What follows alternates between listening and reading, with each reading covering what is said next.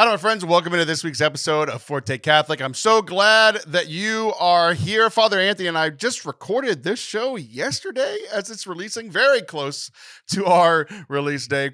We never really do this, so we get to talk about something that happened this week, that old eclipse that happened. If you've been around for a while, you know that Father Anthony has strong thoughts about the moon, so he goes absolutely ballistic in today's episode, which is very fun for me. I hope that it is fun for you. We also talk about the gifts and the fruits of the Holy Spirit, and I think that you lose one of them quicker than you lose the other. That was one of my newer insights into my old spiritual life, and we also talk about both of us being idiots. So we hope that you enjoy this episode. If you do, please hit subscribe wherever you are watching or listening. Share this with a friend. Be loving and kind to us today. We hope to be loving and kind to you. Enjoy. Bye-bye.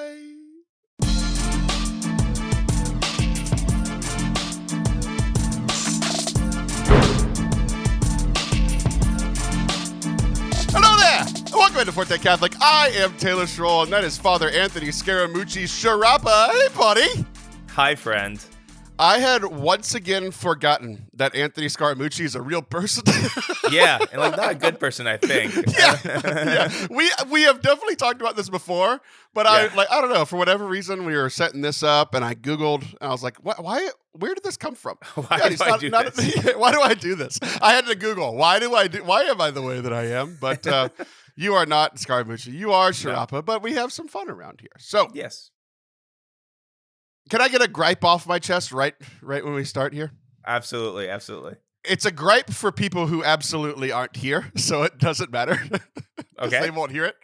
It's the amount of people who come up to me in person and are like, hey, I love that Father Anthony Sciarappa, or hey, I love that Ryan O'Hara, who was our guest co-host last week, or I love Allison. I haven't gotten around to listening to the podcast yet. Or people who are like, love those clips, just love those clips that get thousands of views on Instagram and YouTube and Twitter. They'll get thousands of views or 4. There's no in between. They'll be like, we love what you're doing. Haven't listened to the show yet though. What are we doing? What are we doing? I'm really good at promoting the show well that people don't listen to it. Yes. They love the promotion though. Just keep that promotion coming. They're a big I fan don't of know, man. I'm genuinely thinking about just like stopping posting about the show forever to see if people listen. Because I don't know if my marketing is detrimental at this point. That's what it feels like. I don't know. Anyway. Gripe off my chest. Where I would like to start is you and I. You've been so busy. Especially with the Easter season and Holy Week. That's kind of y'all's busy time. Yeah. But the last time I spoke to you was the last time we were on the show. So this probably isn't the best place to start the show for listeners, but it's where I need to start. I need to know 2 or 3 things in your life that are going well, and 2 or 3 things in your life that are not going well. I have some too. I started it off. Thing in my life that's not going well is apparently I make a good podcast that no one wants to listen to. Apparently that's what's going on. So what about you? You can go whatever, I don't know if you want to start with the darkness, start with the light. What's going well in your life? What's not going well? Priest. Yeah, well, I mean, we'll probably talk about this more, but Holy Week was a great success. All the liturgies were great. Great success. It really was. Everything was great. My foot is not broken. Last night I was at the gym and I was pulling. I don't know how I did it. But I think I was pulling off a plate, and then there was a smaller 10-pound plate in front of it. Somehow a 10-pound plate fell on my foot, and I swore in public like I haven't since I was in high school. And was afraid it was broken, but just got checked out just before this show. And it's not broken, which is great. It's just like a relief that like I'm going to be okay. Don't need to get a stupid cast. So that's just a huge relief off my chest. Another thing that's going really well is... So wait. The thing that's going well is that you're not broken. The thing that's going bad is you're an idiot. That's kind of like par for the course, though. It's not like, it's like I'm breathing, I'm existing, and I'm an idiot. That's not a big deal. The other thing that's great is professional wrestling is great, Taylor. We just finished WrestleMania weekend, and it was the best wrestling I've ever seen. It's just so good. It's a new era.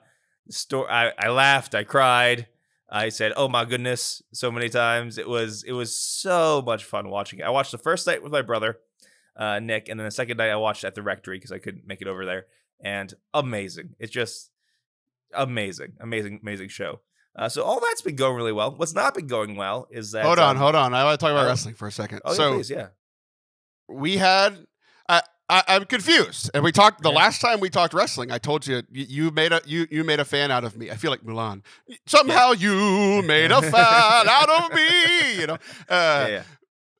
But here's my I haven't watched yet. I had something spoiled for me. I haven't watched yet. I do plan to watch it on replay with the whole family, like we talked about last time. That we do plan to watch it all. But we had our big St. Joseph's fundraiser on Saturday night, like for the schools, the one time a year that they do a fundraiser. They do a really good job. A great night. So we were there that night, so we didn't watch it. And what was funny is you and I were trying to plan when we were going to record the show. Typically, we record the week before, but you're a priest and people died, so they typically need priests when that happens. So funerals got scheduled over my podcast, which I guess is fine. I guess I'll be okay with that. I guess they can take precedence. That's okay.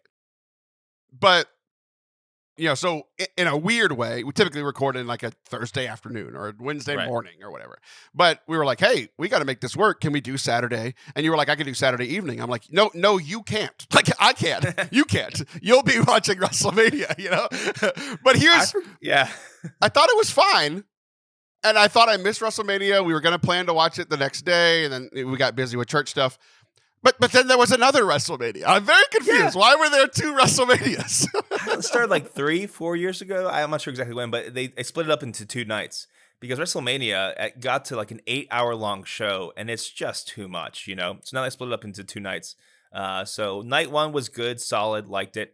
But night 2 was just amazing. I couldn't believe it. Just the stories, the matches, the everything, shenanigans, plenty of shenanigans. I won't spoil anything for you, but like night 2 was just the best night of professional wrestling I have ever seen. It was amazing. I like that we have some synergy here, that essentially WrestleMania, you love this thing about WrestleMania, and what they did was they copied the Catholic Church from the week before. The Catholic Church was like, hey, let's have one mass over the course of 3 days. Yes, we'll call it 3 days, right? Well, they're true to them, right? They'll have one mass Thursday, Friday, Saturday. But we'll spread it out because it's just too long. One of them will be 3 hours long, just like one of the WrestleMania nights was. I love that it worked for you in both senses. The funny thing is WrestleMania often falls around Holy Week or Easter around that time. And I have compared WrestleMania weekend to the Easter Triduum in homilies before. I have done that. So good. it's not surprising that you made the connection as well. In this year, I've gotten more serious as I've grown as a priest. But my first couple of years, I did preach about WrestleMania on like Palm Sunday. And there you go. And then a week later, you got asked to transfer parishes. So I think so. What happened? I think it's exactly what happened. Okay, I interrupted you because I'm interested in your life, not because I'm a jerk. Okay, you were going to continue with other things that are going well in your life. Okay, no. This is now time for bad things. One, it's been so busy. It's been so busy after Easter. You would like it to be not busy, but it's been busy, and it's one of these weird, sad things that people wait until after holidays, oftentimes, to die. So we had a lot of funerals last week. We've got like 4 more this week. So that's just crazy. I've been sick also on and off. I was sick for like the week before Holy Week and then during Holy Week, and I still can't shake this throat thing. So that's been super annoying. And then finally, speaking of my physical problems, I messed up my back in like November, and it's still bothering me. But did you drop a plate on it? Yeah, I should drop a plate on it. Yeah, I'm going to a chiropractor. It's helped a little bit. But the funny thing is, your parishioners are always looking at you. And apparently I have this parishioner who is a physical therapist who has been noticing that there's something wrong with my hips. I mean, I don't think people should look at a priest's hips, but she's a physical therapist and she's aware Why of, not? Yeah. And so like her brother like said, hey, is there something wrong? I'm like, yeah, there is. So I'm actually gonna give this person a call and maybe start some physical therapy for that. But I was like, oh, people are looking out for me, which is nice. Isn't it terrible when people just look at you and they're like, there's something wrong with that guy? You don't even have to talk. I've had the same thing. There's a guy in my life. I can't remember if you've met him. I don't think you have. But there's a guy in my life who's the same thing. He does physical therapy work, and he'll look at me and be like, this, and this hurts, doesn't it? I'm like, oh. Yeah, it does. It does. I'm broken. I was trying to hide it. What I thought you were gonna say, like when you have your hips and then your shoulders messed up, your back's messed up. I thought she was gonna going to notice because, like, when you do the epiclesis, like, one shoulder is just way above so the other one. It might be. I don't know. But apparently, just the short walks I take during Mass, like, yeah, you're broken. It's like, yes, I am. That's the theme. Well, it was you're not broken and an idiot, but now you both. yes, I am. Okay, we'll let you take a break. I'll do one that's a Holy Week themed, something that went really well and something that didn't go very well. But even the thing that went well was also kind of a thing that didn't go well, which is confusing. But I think that it has to do with Good Friday, which I think fits the theme of like, it's good, but also real sad. That's kind of where I'm at. So the good thing / bad thing, the very Good Friday thing that happened on Good Friday is every year that we do on Good Friday and Palm Sunday, we read the entire Passion narrative, right? So I heard it twice last week, right? The Passion narrative, so Palm Sunday and Good Friday. And every year, I'm not holy enough to have something stick out to me specifically twice in 1 week. I'm just not there yet. But every year on either Palm Sunday or Good Friday, I attend both, but either time, one thing sticks out to me. And this year, it was on Good Friday. So I went to Palm Sunday and nothing stuck out to me. It was just a normal day. So I'm like, ooh, Friday's going to be good, So listening to the Passion narrative. And the thing that hit me that, again, I've heard 1,000 times because we've all heard the Passion narrative 1,000 times. When the Jewish leaders, the Pharisees, Sadducees, those guys, whenever they're talking to Pilate, he's like, do you want me to crucify your king? Yeah. And when they say, we have no king but Caesar, like every dagger in the entire world stabbed me in the heart. I'm like, man, just from there, like how far they've fallen, dude. These religious leaders / religious people. So like I'm including myself in this. I'm not a priest. I'm not a religious leader, but like I'm a leader in a religious space, right? And I was just like, how far they had fallen and didn't realize it. Like they're staring God in the face and they're not talking to him. They're talking to the government, right? They're like, whatever, God, whatever, right? They're talking to the government and they're like, we don't have any king but Caesar. And just how far they've fallen, because like we hear on all the Jewish history, their whole deal was like, let's not get conquered so that our only king can be the Lord, right? Yeah. And then they literally fought wars to make that true. And then they finally lost, everything happens, right? And now they've come so far to the point where they're like, yeah, Caesar! Woo! When God's standing right there, and it just stabbed me in the heart because I'm like, it's a theme I've thought about before, but not in this particular way, I guess, where it was just like, it's not that, because we talk about priorities all the time and how I can put work as a priority over God, or that I can put sports or watching TV or video games or family time or whatever. I can put all these other things in front of God, but I really could only ever have one king. Like there can't be two. I mean, there could be two popes every now and then, but there can't be two kings, right? Yeah. And I'm just like, the amount of times that I essentially say, I have no king but work. Yeah. I have no king but X, Y, and Z. When Jesus is standing right there, it ripped me to shreds, and I'm like, "Thank you, Jesus." I guess I don't know. It got me. No, that's really good. Yeah, there's layers to that. Yeah, it's funny because like you said, as you were half joking, crying, saying "Thank you, Jesus." It's that's how like when Jesus like either rebukes or points out something that's wrong in your heart. It never makes us like depressed. Like there's a sorrow there, but it's not like there's something like we know there's something very good happening, and that's always a good sign that that's coming from the Lord. So yeah, that's beautiful. Yeah, it was real good. My bad thing was also from Good Friday, and I texted you about this. Yes, you did. And you told me that you gave me the correct answer, and it's only made me more entrenched in my problem. Yes. So, Good Friday. A little bit of backstory.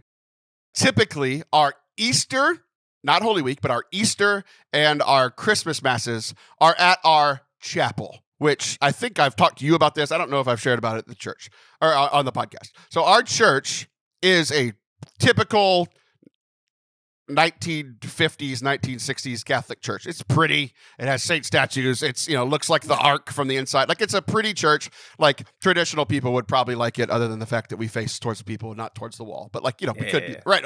Like sure. Traditional people would like it.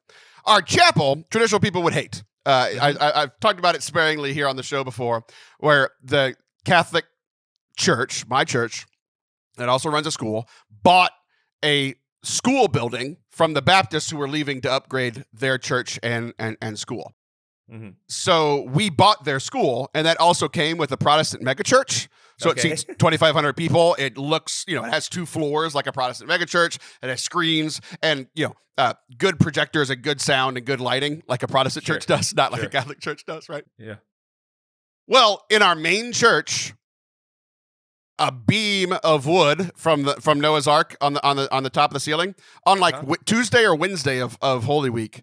It fell while no one was there. No one was hurt. It fell from the ceiling and crushed a couple of pews, like real bad, right? Yeah. So yeah. we have completely moved to our chapel, which is funny because you have a chapel at your church and it's like a 12 by 12 room where your church is massive, right? Right. Ours is the opposite. Our church seats about, 8 or 900. Our chapel seats 2,500. So we had all of our Holy Week stuff. So this bad thing happened, right? Yeah. The roof falling from the church, a bad thing, right? Hitting a pew, bad thing. No one dying, great thing. But because of that, we're out of our church from Holy Week until they could get it fixed and make sure everything else is good. It's like we're in the chapel for the next few weeks, if not couple of months, right? Just for safety's sake, right? So that meant all of Holy Week was now in the chapel, which in a strange way, I think brought more people to Holy Week services. Because there was room, and it wasn't going to be standing room only. And it was going to be you were going to have room to be a part of it, right? So I've always been to Good Friday services, mass services on Good Friday, right? Sure, yeah. I've always been to those with a normal-sized packed church, 800, 900, 1,000 people in all the churches I've been through over the years. Well, now Good Friday was in the megachurch. Yeah. So we had, 1,500 people, I would guess, 1,750 at Good Friday. Which is a great thing. That's not my great. My good thing is that God took this bad thing that happened in His own house and made it a good thing. Like double the amount of people got to go to Good Friday service. Beautiful, right? The bad thing was I was also there with them. So I was one of 1,750 people. Yeah. So when it came to the veneration of the cross, one cross in the middle of the altar, at the bottom of the steps of the altar. One cross, 1,750 people. How long do you think that took, priest? Forever. Yeah, like 40 minutes. Like a good 40 minutes. So, Good Friday, I talked about a couple weeks ago, but on the show before. Good Friday might be my favorite day of the year because of the weird tension between thank you, Jesus, that sort of thing, right? It might be my favorite day of the year. And it was until about 15 to 20 minutes into the veneration. And I'm like, all right. I turn off my praying hat and I put on my Catholic logistics. I've been in ministry for too long hat. Yeah. And I'm like, what are we doing? What are we doing? What are we doing? Because I'll fast forward. I was frustrated for about the last 20 minutes, and I'm glad those other 1,750 people got the chance to venerate the cross. Beautiful. That's not the part I'm complaining about. Yeah. The part I'm complaining about is about 15 minutes later, we all got to go in lines once again to receive our consecrated Lord, who was consecrated on Thursday evening. So the good news was we didn't have to do the whole Eucharistic prayer. I wish it was like that every week, that the priest would just handle it, and then we could just show up and receive Jesus. Pre-made Jesus. Just warm him back up for Mass. Oh boy. I'm gonna stop. But it didn't really. I was let's say a little frustrated and taken out of the prayer experience, but I was mad once we got to the Eucharist, because we got to the Eucharist, and how long do you think it took 1,750 people to go receive our consecrated Lord? I'm not even going to let you guess because it's ridiculous. 8 minutes. 8 minutes. 1,750 people received the body, blood, soul, and divinity of our Lord Jesus Christ in 8 minutes. So, cross that we venerate is a symbol of the real cross, and it took 40 minutes. Yes. The Eucharist, not a symbol, the real thing. Jesus can be split into 750 pieces, and we can all receive him fully and wholly. That took 8 minutes. The fake representation took 45. What are we doing? Why can there only be one symbol, but there could be 1,750 of the real thing? This was a thing like a few years ago. Like the church cracked down on having multiple crosses, because like growing up I had multiple crosses and stuff. Really? Like See, I don't remember having multiple. I just remember being in smaller groups. Yeah. No, but it was a thing. So I remember I was a priest. I think I was a priest, and or maybe a seminarian. I don't know how long ago this was, but I remember like my pastor like complaining about the fact that like, oh, we have to use just one cross. His solution to the problem was he got this gigantic cross and kind of laid it across our stairs. It was like 12 foot by, it was just a huge thing. So you just had crowds of people coming to it. Right. The problem with that is then like, it's like an altar rail at that point. Exactly. It's just this giant thing. So you have a bunch of people go. But the problem with that is that it's actually supposed to be a crucifix. So we couldn't use that anymore. You didn't want to have a 1,200-pound Jesus. Yeah, you couldn't. It wouldn't work. It wouldn't work. So at my parish, it was definitely a smaller crowd. The church was pretty full, but yeah, it took forever. Just because people were basically going to come up 2 by 2 at this crucifix we had, and it's just how it is. It's how it is. There's only supposed to be one cross. The idea is it's the one cross. I don't. There's only one Jesus too, and we split him up apparently. Yeah, I mean those are different things. I get it. Don't worry, I get it. But it's like it's one of those things. It's like I don't know. It's the rules. my argument is it shouldn't be the rules because it's ridiculous. Like I understand the theology, my guys. Yes, we can make it just doesn't make sense. It just doesn't make sense that like the thing that we actually venerate, capital V, the thing that we worship and adore is like veneration, adoration, worship, all Jesus. Solely veneration, there can only be one. I don't understand. It's ridiculous to me. I mean, like, there's definitely some like, on paper, it's beautiful because everyone is venerating the one cross, right? We're going to this one cross, remembering that it was on this one cross that Christ saved us. But yeah, when you got a church that big, it's rough. I'm not gonna lie, it's a rough one. Very, very silly. And then I don't know about you, but like sometimes like you get angry at older people. It's like, move faster, stop being so pious. Give it a smooch and move on. And like, oh no, this is not. That's good. how I feel about you moving around Mass currently. Hurry up, little hitman. All right. Anything else going swimmingly well or swimmingly bad? Like you're drowning in your life? No. It's not bad. I mean, we're gonna start wedding season. That's the big thing. Wedding season has begun. Got to make sure all my paperwork's in checked. And I'm gonna start doing a lot of weddings. But that's that's summer. That's what happens. All right. I'm gonna make it not about you now. And we're gonna do the same thing, but about our parishes. So we'll just do the good one since you work there. What is one thing that I'll answer first because I'm springing this on you. What is one thing that your parish is doing really well right now? And it can't be something basic that every church does, like the readings. No, not like that. What is something special that your parish is doing really well right now? I'll answer first. To kind of finish up Easter, the last day of Easter, Divine Mercy Sunday, we went and had our Mass at the big chapel, and then we went over to the PAC, which is at the other location, for like a parish potluck and Easter egg hunt, and we prayed a Divine Mercy chaplet. And like, man, one, just seeing how like well our parish is supporting young families, because this is a young family event because it's an Easter egg hunt for all the kids, right? But like doing anything that you could ask well. Like we're doing the parish, like we're doing the potluck, which means like fellowship and eating. Right. We did that part well. And then we did the fun stuff for the kids, which is just cool to see kids doing well. But then there was also snuck in, which usually I don't like when things are snuck in, especially when it comes to prayer. Don't spring this on me. Tell me we're going to be doing this. I want to be prepared. But right around the time we were done eating, we prayed a Divine Mercy chaplet with that same group of people. So there are, all these parents and bunch of little kids. And what the DRE at the parish did was he went around and he had kids, like some of the older kids, but not old, like 8 to 12-year-olds lead, the 5 decades of the Divine Mercy Chaplet. And it was beautiful, man. It was just so cool to see, like, everyone was running around going crazy. And then everyone, including the littles, like seeing little kids pray the Divine Mercy Chaplet together. Oh, dude, just beautiful. It was a really special day. So, all right, what is your parish doing very well? Yeah, that's, I mean, there's a lot of things that are going well in my parish, but if it's kind of unique, it's that we really do liturgy incredibly well here. You go to any of the masses we have, that it's going to be reverent, it's going to be respectful, and there's going to be a lot of people there. Especially Holy Week, the music was amazing. We had like an orchestra for it as well. We've got like 20 to 30 servers at all of these Holy Week things. It's too many. But it's funny because we got these guys, our guy who's a MC.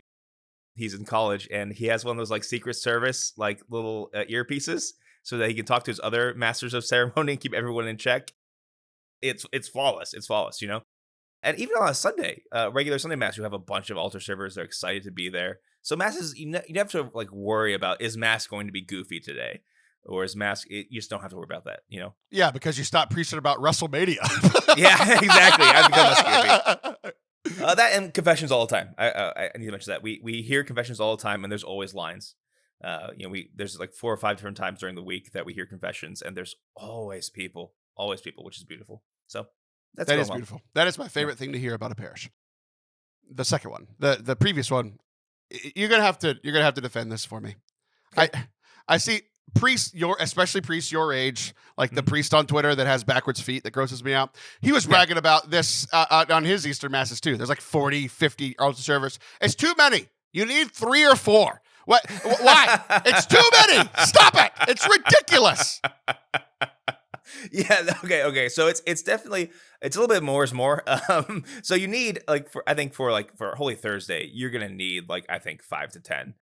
If you're pulling out tables and stuff for the feet washing, a bunch of stuff. 10's too many.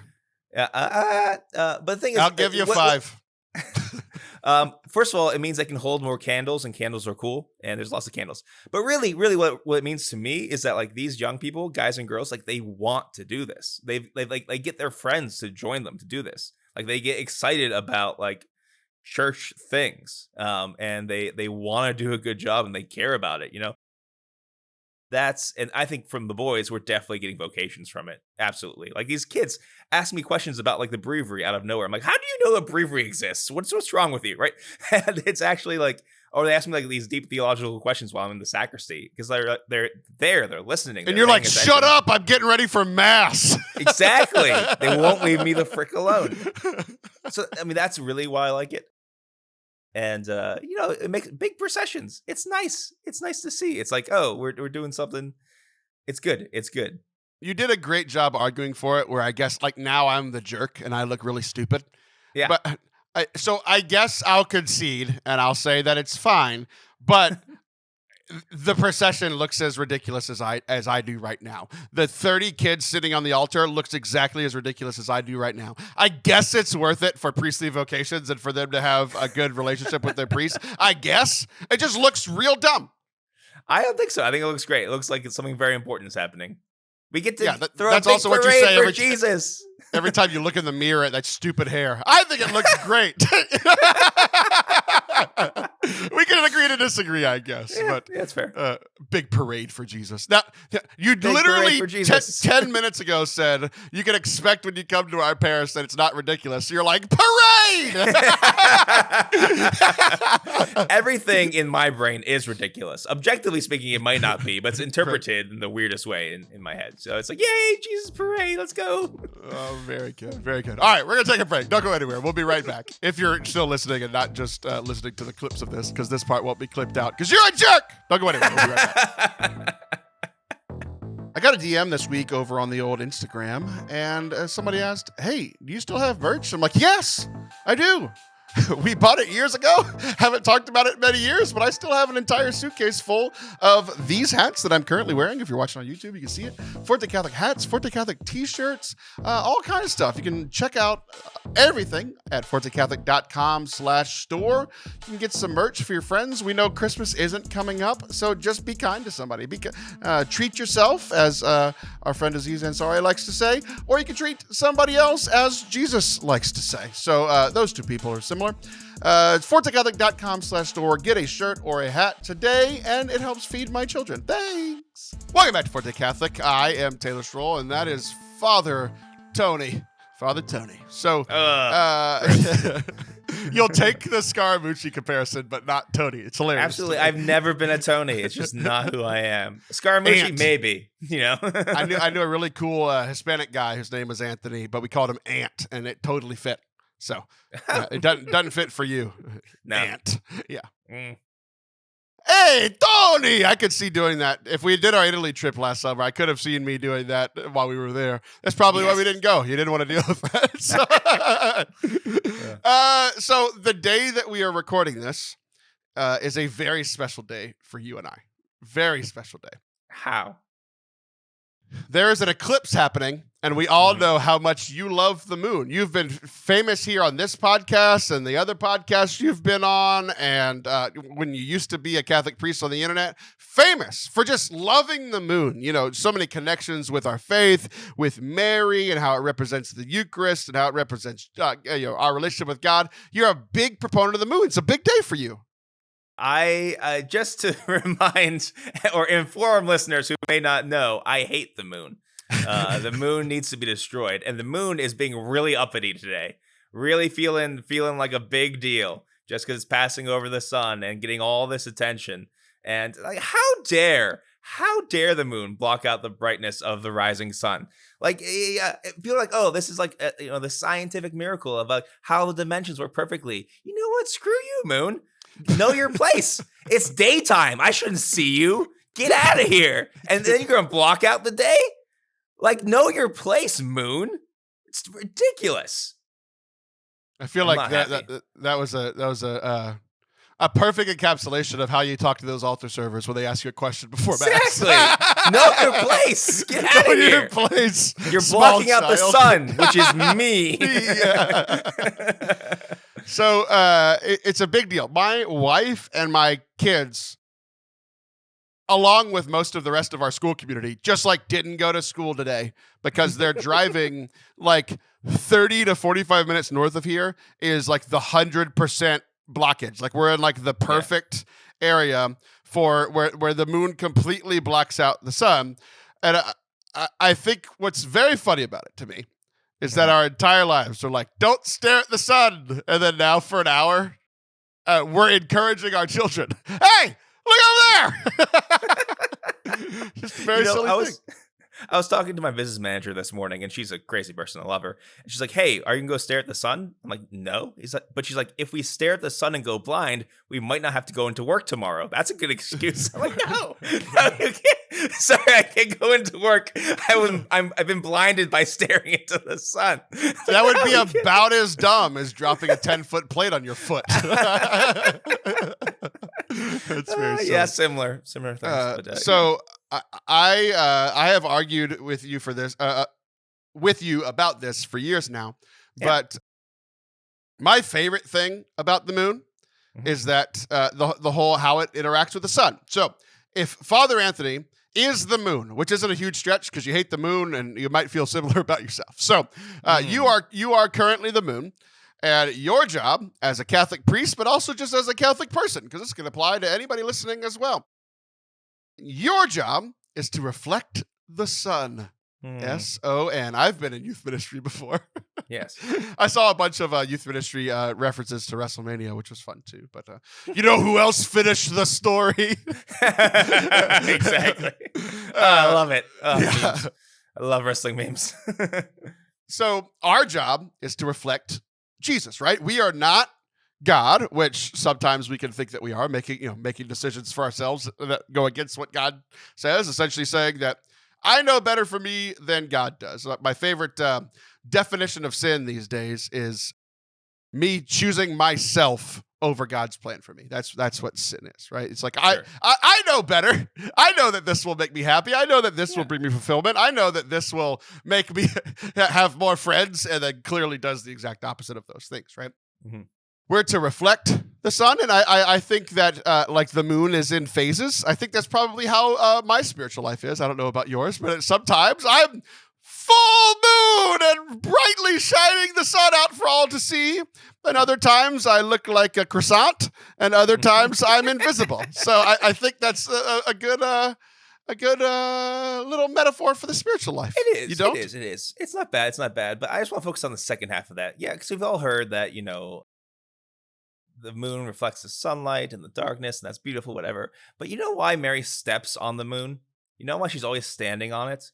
For that second reason, because it's an image of the inconsistency of the sinful heart. And Mary stomps on it. She puts her feet on the moon. You know what else she puts her feet on? The serpent. And where's that? That's where the moon is, right? So it's a symbol of sin, of not being consistent in your love for Jesus Christ, and the moon should be destroyed. That's fair enough. I also think that there's two other things that are funny to me about this. Everybody keeps saying this is a once in a lifetime thing. It's a once in a lifetime thing for the moon to block out the sun. And yet I remember about somewhere between a year and 2 years ago, year and a half ago, I was leading a diocesan junior high youth rally for the Diocese of Beaumont. Like, this is a real thing that happened.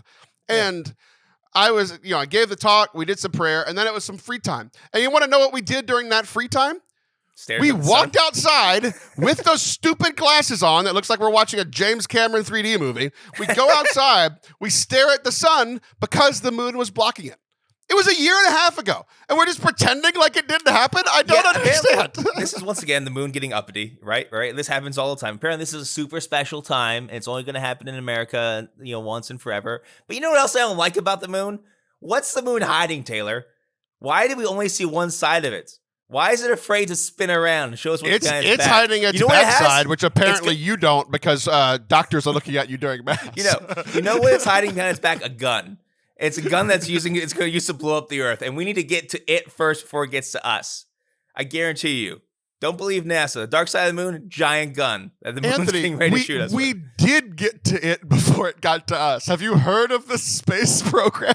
Oh yeah. No, some people say we didn't land on the moon. I say we landed on the moon, but we lied about what we found there. The reason why they left is they left because there's a giant gun there that's ready to shoot the earth. And they're not telling us about it because they don't want mass panic. And so they go to the moon again and again to appease the moon, to bring the moon gifts of tributes. And why are we doing it again? Because the moon's angry again. So that's why Elon Musk or whoever else is going to the moon or Mars or whatever the heck, they're going to space to appease the moon. Appeasement never works. This is what happened in the 1930s and 40s. We tried to appease Hitler, and look what happened there. What do you think is going to happen if we try to keep appeasing the moon? We need to stand up against the moon and blow it up before it's too late. There's so much here. My favorite thing about talking about this topic with you is that it brings out the strangest version of you, and I love this. This is the Anthony Scaramucci version of you, because my favorite thing you just did. There's so many different directions we could go from what you just said. Yeah. But the one that's sticking in my mind is that you were like, okay, you can either believe in NASA, which 99% of people do, or that vocal 1% who says we never landed on the moon. You chose a third path that no one's ever done. You're like, the conspiracy theorists and the normies both think you're an idiot because you're like, the moon now has arms apparently and is holding a gun behind. I have transcended their pathetic opinions. They're both sheep on both sides. Only I see the truth. You're full of bullshit. That's what you are. I'm a voice crying out in the wilderness. And you better listen to me, because you know what happens when you don't listen to prophets? Bad stuff happens. Okay, I think I need a transcript of what has transpired so far, because I'm real confused. Clip that and don't watch the show. Yeah, absolutely. You got all the good stuff in that clip. You can stare at the sun, but you can't watch an hour podcast on YouTube. What is wrong with you guys? All right, I'm sure I had more about the moon, but I'm exhausted.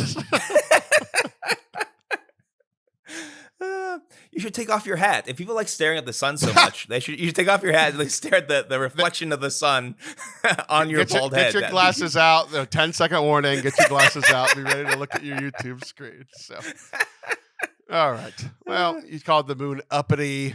Yeah. It's making everything dark. Oh, the last thing I wanted to talk about is just how we always like to tell old generations that they're stupid. When we're the same, like we're the same people, exactly just with different technology, right? Yeah. To where like people talk about all the time, like how all these tribes and stuff would go crazy when there was some kind of event up in the stars, like solar eclipse, lunar eclipse, shooting stars, all this kind of stuff was a sign from God or whatever, or a sign from, I guess not God, the opposite of God or whatever. Yeah. And how, like, I like thinking about the things that we believe now that people in 200 years be like, they were so dumb. Like, there's so many things that we do. Like, for instance, I don't know if you've ever been to a Good Friday service, but there's only one cross. And 200 years from now, they'll look at us and be like, what were they doing? That's just, wait, I got to say something else. This is very important about the moon thing. And everyone who says that Mary loves the moon, okay, why are we all talking about the eclipse and not about the fact that today is a feast day of the Annunciation? The moon is literally getting more attention. I saw on Twitter that there's somebody, a bishop out there, who is saying a eclipse mass. I don't know if that's just bad advertising, but how about you say a mass for the feast day of the Annunciation? How about that? The moon is stealing attention from Our Lady. Do you think she's happy about that? No, she's not. She's the one who's going to bring you to Jesus, not the moon. The moon is literally bringing Christians away from Jesus as we speak. It should be destroyed.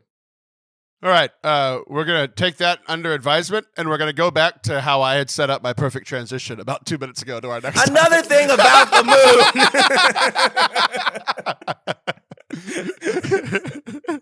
Anything else? We're already here. You might as well. I thought you were just going to cut it there. I don't know. Show over. Okay. All right, we'll go back to my transition that now won't work. So there's another group of people who are from a long time ago that people say we're dumb, and yet we do the same thing. Remember that transition? Everybody remember that? I just want everybody to know that I'm good at podcasting. Not good enough to deal with me, though. I usually am, but you're uncontrollable when it comes to the moon. I'm all fired up.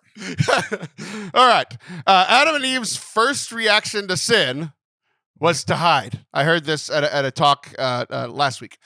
Yeah. So their first reaction was, they realized that they were naked and then they hid. And the person that was giving the talk said, they tried to make this point that I thought was valid until I wrote it down and read it back. And I'm like, that doesn't make sense. They didn't realize they were naked. The point he was making was that because they were only looking at each other, meaning like I'm looking outward and loving and not looking inward on myself. And it was a great point. Until I realized that they were both naked. Like, if you're looking outward, you're going to notice that another person's naked. It's not like you're like, oh, where are my clothes? Because you looked at Eve or Eve looked at Adam. So I applaud the effort. It just didn't make sense. I wrote down the note to talk about on the show, and then I deleted it, and then I ended up talking about it anyway. So, but the thing that is still true is that their first reaction to sin was to hide, which is so silly. It's just so silly. Where they're like, we're gonna hide from God, and he's like, where are you? I love how God plays along. He does. Because God could have just poof and appeared right in front of Adam and Eve. But he didn't. He's like, where are you? Oh, Adam. It's like me playing hide and seek with my niece. It's the same thing. Like, I know she's standing behind a pillow. It's very obvious where she's at. She might be naked too. Who knows? So, sometimes you gotta watch out for those little kids. Yeah. So, we all look at them and they're like, how dumb were they? Hiding from God in a garden, putting leaves in front of them, which is also funny to me. Like when it's just like, hey, we've been naked this whole time. Oh no, let's hide. It's like you've seen it. It's been fine. Whatever. Anyway. It's like there's no surprises. I don't know. But this is exactly what we do. Every time we sin, we go and we hide from God, right? Which is ridiculous. We think that we can run away by not logging into prayer, if we just avoid our prayer time, maybe God won't know that I sinned, or maybe I won't have to deal with not my nakedness, but my sin and my shame, right?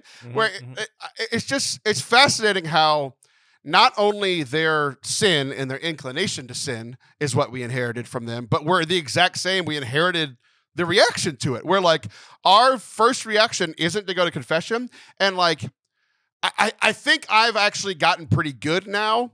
I could be better, but I've gotten pretty good at like knowing I need to go to confession and getting there at least eventually, right? At least it being part of my process. But the thing I still suck at is I will sin and I'll get caught in a pattern of sin and I'll just be like, I'm not logging in. I'm not going to pray. I'm going to avoid time with God because then I have to address the fact that I sinned and I don't like that. And I'm doing the same exact thing. Now, we talked about you being an idiot earlier. I'm the idiot now. I know I'm doing it, and I'm being an idiot over and over again, avoiding my prayer time because I sinned. It's stupid. Yeah, I mean, Jesus was pretty famous for saying, I would really like the sinner to kind of fix themselves before they ever talk to me again. That's what I'm here for. I'm here for only the righteous, I think. But yeah, it's funny. We all do the same thing. I'm too embarrassed to go to confession. It's like, you've already done the embarrassing thing. You're already naked. Like, it's already happened, Right. But yeah, that's the biggest temptation after we've sinned. A lot of times, I think I've noticed this, working with people, doing spiritual direction, sin itself, obviously bad. But I think a lot of times what really messes us up is, I know, I'm pretty insightful. Sin bad. I love that guy. He was great in the 90s. Yeah. So anyway, like sin itself, not good. But I think a lot of times what messes us up is like how we react to sin after it's occurred, where like either we spend like all of the time just beating ourselves up, not a helpful thing to do, or avoiding prayer because we're not holy enough, not a helpful thing to do, avoiding confession, not a helpful thing to do. And we just like put ourselves in these cages after we've sinned, where Jesus is like, I'm literally here to forgive you. It's one of the things that St. Paul says that that really kind of turned my life around. And it's in Romans. I'm not going to quote it exactly. But basically, it's like, hey, Jesus died while you were all a bunch of unbaptized pagan losers, right? He died for you then. Do you think he's not going to forgive you now that you are his own children? Like, of course he is. Like, even more, we have more reason to hope for mercy because we're baptized, because we're Christians, because we're messed up. I get in that cycle often. How does anybody that finds themselves in the cycle of, I sin and then I stop praying and then my spiritual life gets worse. So then I said some more. And it's just this downward spiral. Like, you've told me the theology, the encouragement, but like, what do I need to do? What do I need to do, man? I'm lost. I've been doing this for years. I know. It's something that we fall into. Two things. The one answer, not the greatest answer, but the one that we normally come to, is that we get so sad and depressed that eventually we hit rock bottom and then we turn back to Jesus. It's an option. I've done that a couple times before. It's not very fun. Not a great one. But I think it's if you just, that's why, having like a regular, like kind of disciplined prayer life is helpful. Like for me, praying the breviary is helpful because even though I don't want to pray, I'm kind of like at least reading Jesus' words, even if I'm not really into it. And it was like little cracks where we open the door a little bit to God. He really takes advantage of those, and it begins to turn your heart around. So kind of just like, it seems like weird advice, like just do it, just pray anyway. But that's really what it is, It's like, do what you normally do. One of the best advice, I think it's in a book called Spiritual Warfare or something like that, is basically, if you've sinned, you should not act like you've sinned. Act like you're holy. Do what you would do if you had never sinned. Go pray, And of course, like if you commit a mortal sin, you can't receive Eucharist, sure, whatever. But like, other than that, forget about your sin, act like you normally do, and go to confession. It's one of those things, like, really, you have to put it behind you. There's no point in, and you bring it back up and you bring it into the light at confession. But like in the meantime, just act like you would act if you were holy. That's great advice. I think that's the best advice I've ever heard of that. I am going to pretend like I'm holy from now on. Thank you. I appreciate that. So this is an example of, I learned the theology, and learning the theology made me look at my personal life and I'm like, how do I make the theology apply to my personal life? Mm-hmm. Right? And like, Yeah. again, revisiting the theology, revisiting a priest and saying, hey, how do I fix it? Okay, good. Right?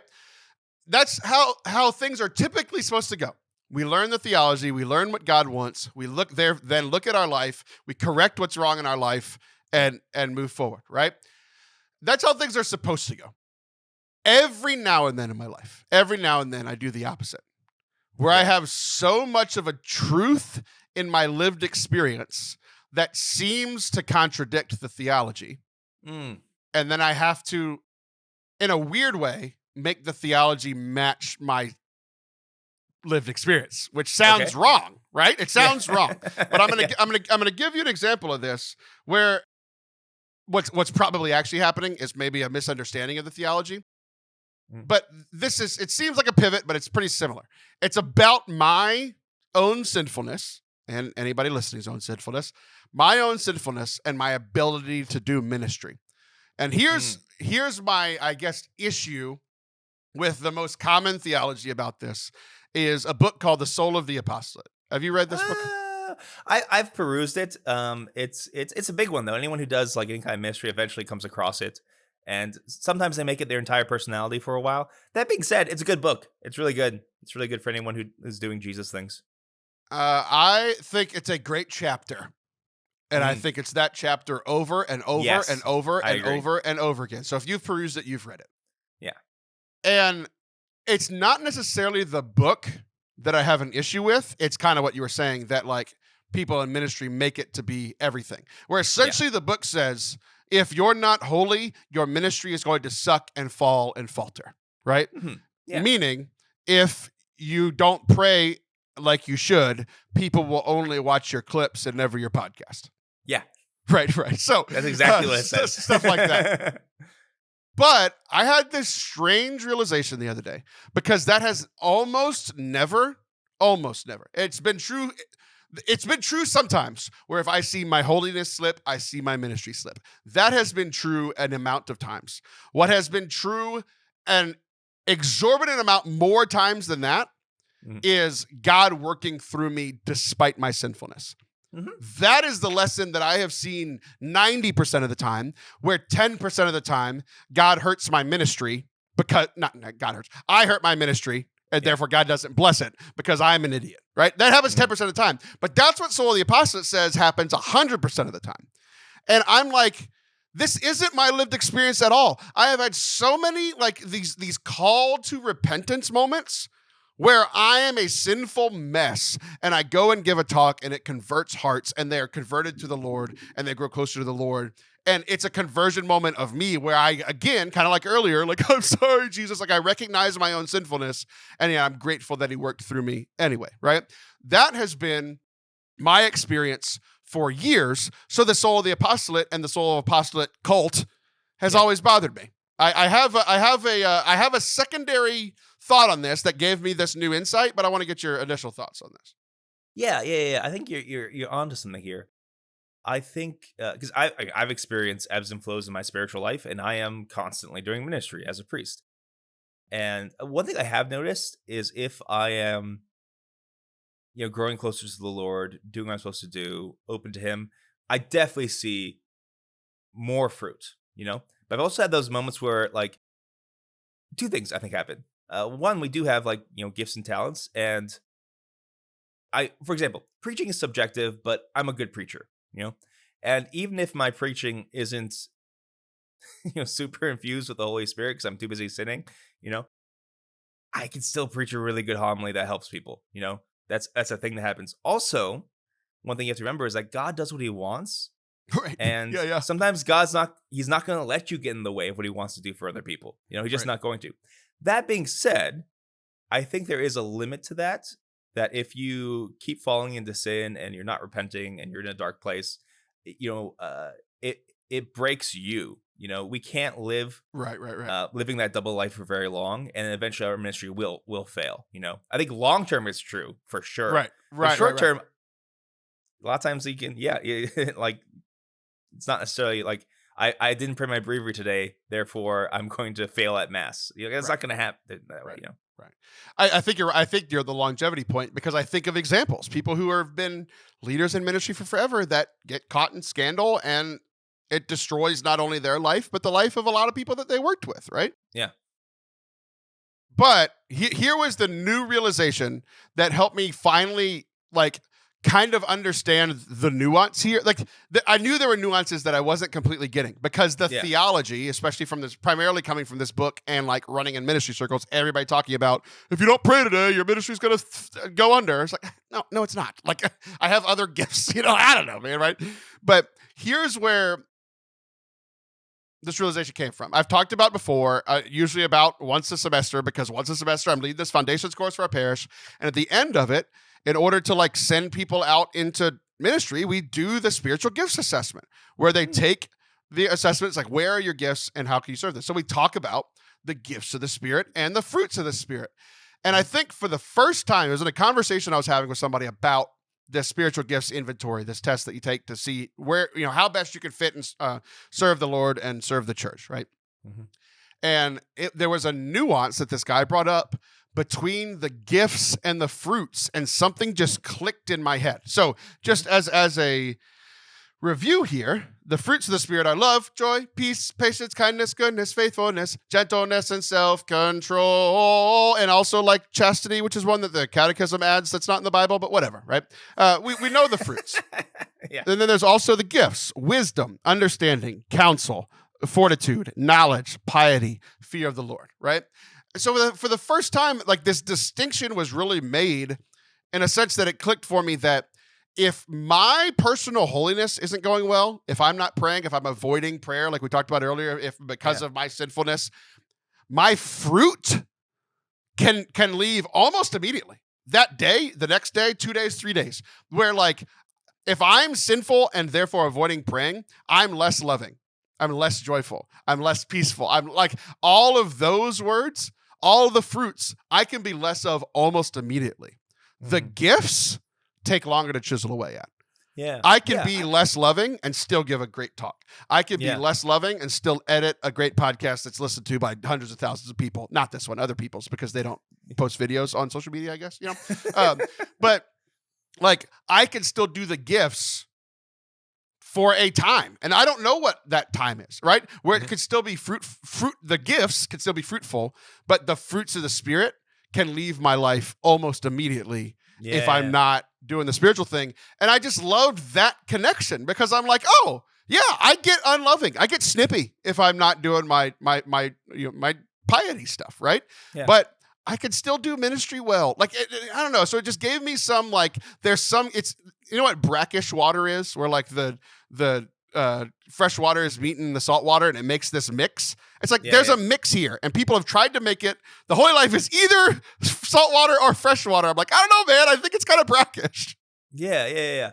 I think that's a pretty good distinction. I think maybe there's one more aspect that we're not aware of.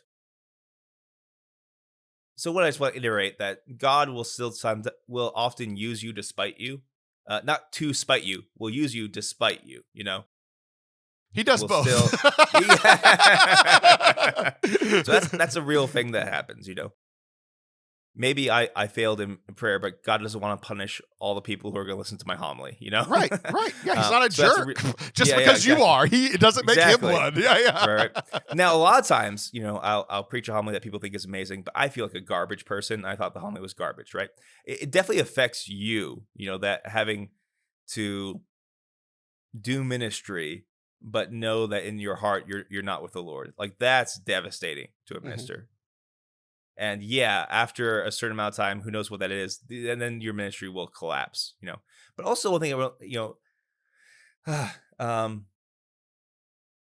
things definitely shine through, and ministry is certainly more fruitful when we are closer to the Lord. There's definitely a real connection there. But sometimes it's the weird thing with the Holy Spirit. We have fruits of the Spirit. We have we in general kind of know the movements of the Spirit, kind of what it does, what it doesn't do. But also the Spirit doesn't care and does whatever it wants at the same time. There's a popular video series called The Wild Goose. I think it's some Irish interpretation. Yeah, exactly. It's like the Holy Spirit's like a dove, sure. It's also like a wild goose, and it's just gonna do whatever the heck it wants, you know. And I think it's important to remember that as well. And sometimes even like our spiritual lives are healed through our ministry, like you said. Like you preach a talk, all of a sudden you're reconverted. You know, that has happened to me a bunch. That's of how times, good where my it's like, talks are. They changed my heart. you know. Yeah. So yeah, I think absolutely. It's easy to make things black and white, and there's a real truth to sola apostolate, and it's a helpful thing and it's a good thing, absolutely. But yeah, once you get into like the nitty gritty of like lived ministry experience, a little more wild goosey, like stuff is a little different. Yeah. I love how one person was like, the Holy Spirit's like a dove, and I'll be like, I have something so much better than that. Another bird. It's very silly. Listen to me. Have you seen geese? Crazy. I fed them bread. That's Yeah. I have a better relationship with geese than I do with doves. So maybe that'll help me out. So I grew up near a pond where I would feed them on the weekly. Aww. So that was going to be the end of our show. But two things happened during the recording of this podcast. One of which I'm just gonna give you the opportunity because I know that something else popped into your head. Any last thoughts on the moon?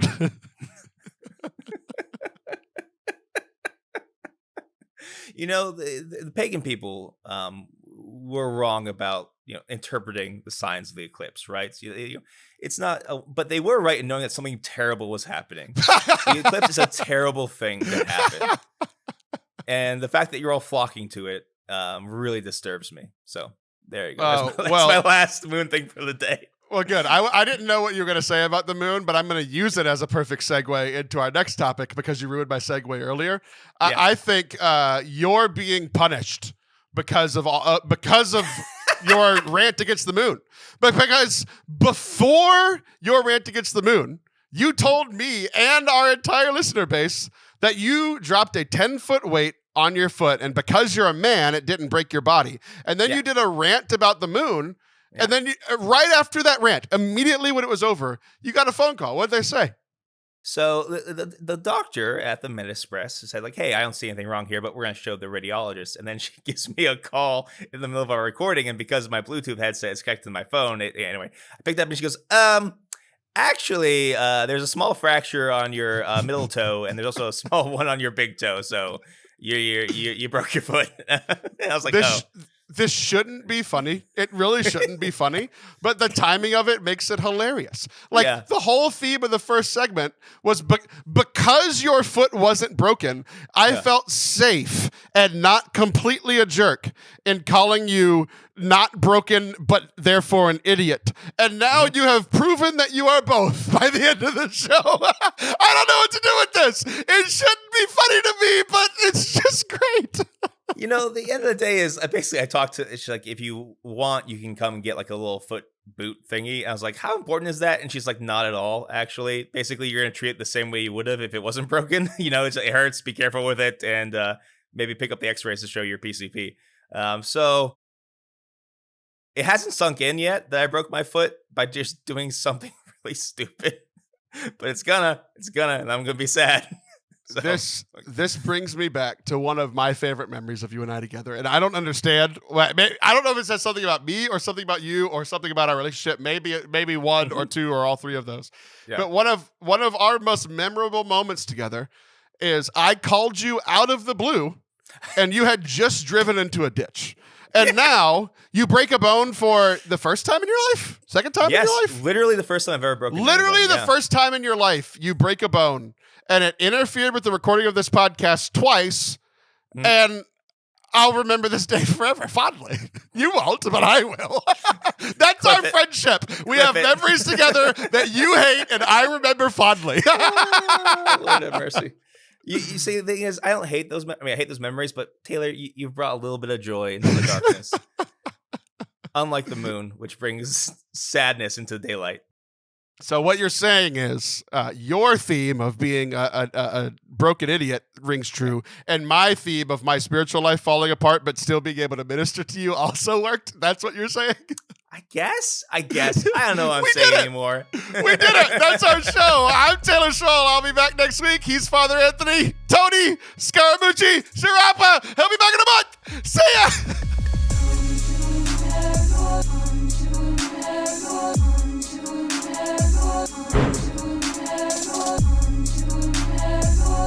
Thank you for listening and watching today. I hope that you enjoyed today's episode as much as we enjoyed recording it. At least I had a great time because my foot isn't broken anymore. So if you liked it, share it with somebody who needs the joy of Catholicism, maybe somebody who watches our clips and never our show. Share it with them and say, hey, you should actually watch this or listen to this. Heck, you can even do it at 2 times speed and do it in 30 minutes. It'll be great. Y'all have a great week. Love you. Bye.